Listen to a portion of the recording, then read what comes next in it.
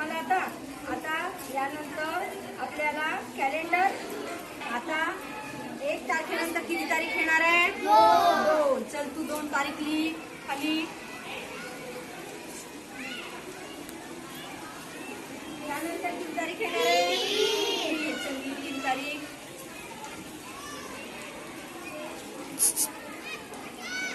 है ना? 4.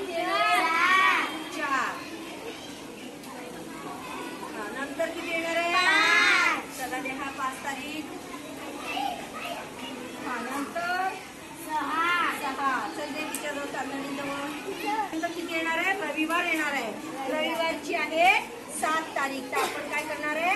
7 तारखेचा लाल तारीख असते आणि त्या दिवशी 7 तारखेचा जो रविवार आहे तेव्हा त्याला आपण काय केलं?